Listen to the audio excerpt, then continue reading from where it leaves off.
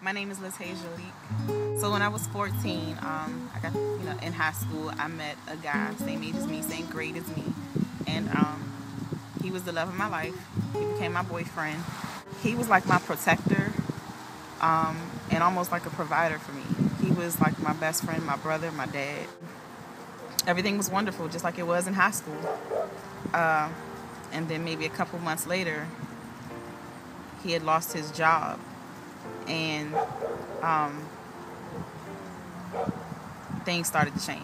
It started with a comment like, we were talking about something and he said something like, "Oh, that was dumb." Later on, it went from calling an idea dumb to calling me dumb. Anytime he would do something that was off because it wasn't him, it would be an apology or a gift or something. He'd make up for it. He'd be like, I'm just stressed out, or I'm looking for a job, I can't find it, and I ended up being the one kind of paying the bills at this time, and it was just it seemed like a valid reason because I've known him since 14, and now here I am 26, and this is the first time you've ever said anything rude to me, and I can understand why. You're stressed, you just lost your job, you're looking, and it's hard, and so the apologies and the reasons to me felt valid. It went from him basically down talking an idea to down talking me to putting his hands on me. He was trying to argue with me about something, and I didn't want to, and I was about to leave, and I walked away. And when I walked away, he basically kind of pulled me back and was like, "Don't walk away from him," and threw me into the wall. And it was right next to where we would hang our keys, and so it was nails right there, and my head hit the back of my head hit the nails, and so it was it cut the back of my head. It was bleeding or whatever. And that was the first physical incident.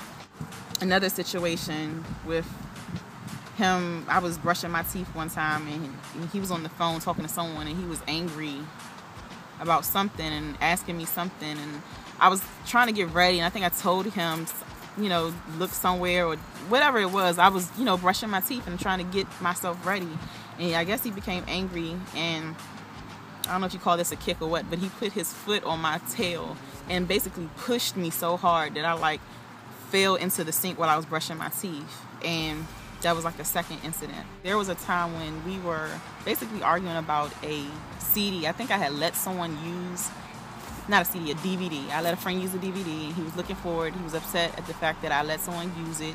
He kept saying, that was my DVD. And I was like, well, no, I bought it. It was my DVD. And that became the argument. No, it was my DVD. No, it was my DVD. And, I think I was just like, well, fine, whatever. Just take my DVD. And he got angry at me saying that and choked me. And he choked me so hard. And I just remember me, basically, I would have fallen to the ground. But he had me lifted with my neck. Basically, he was choking me. And I had my hands, I just remember having my hands on him, trying to get him off and looking at his eyes, and it just was not him. It was just like somebody and something I had never seen before. And at that moment of me being choked, I knew I'm gonna die or I'm gonna have to leave. If I make it out, I gotta leave. I'm gonna leave. It was hard for me to tell anyone. I really didn't. I felt embarrassed. I didn't want to tell anyone that I was in this relationship where this guy had put his hands on me. If some girl had got hit by a guy, I'd be like, oh, she's dumb. Why is she staying with him? Why would you stay with someone like that? But at that moment, I realized, I love him. I care about him. I don't need to be with him, and I know that, but I didn't want him to be hurt either. So how I got out, I was going to a church. I was going to Zion Church. I'm sorry, I love that church.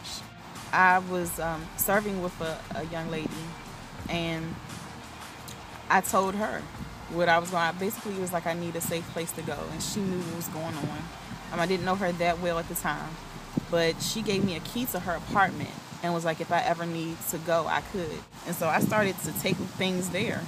Every time I would go and spend the night over her house, I would take something there and leave it. I was with my family on vacation. I just had this boost of courage, and I called him. I let him know he had to be gone by the time I got there. I needed him out. And I had no fear on the phone. And when I got there, he was gone, but the house was vandalized, and he had stolen some things from me. When I wanted to leave, I got with people who loved me and people who were willing to support me. And that's basically, you can't really leave on your own. I wanted to stay with him.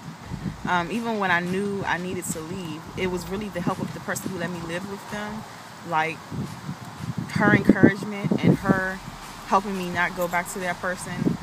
Someone who loved me and still cared about me and cared about my well-being. Like, you need another person. I feel like you need that strength. I mean, you probably could leave on your own.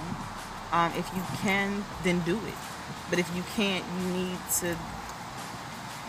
need someone. It doesn't have to, like I said, my best friend, I felt like probably wasn't there the way I needed her to be because she was afraid herself. So it doesn't have to be a best friend. It was someone who I barely knew who helped me, who basically saved my life. My church family, those people, they loved me and they cared for me. You know, they weren't blood family, but they still were there to encourage me and protect me. And that time, like, that's who I had. I was afraid to go to my family. I mean, if you feel like it's because you have a child involved, I mean, think about the best interest of that child. If they'll do something to you, they'll do something to that child. Because when someone's angry, they could care less who they're hurting. You should file some type of protective order or restraining order. And it seems like it's just a piece of paper. But that piece of paper, once they violate it, will get them arrested. Understand, he's a human. And that's what helped me get out of part of my fear. I feared him. I feared what he could do. But when it came down to it, what helped me is he's a human person just like me. He can hurt just like me. He can fall. He's not superhuman. So he can fall just like anybody else. And that's what helped me get over the fear. Last night I heard the screaming, loud voices behind the wall. Another sleepless night for me. It won't do no good to call the police. Always come late if they come at all. Last night I heard the screaming, loud voices behind the wall.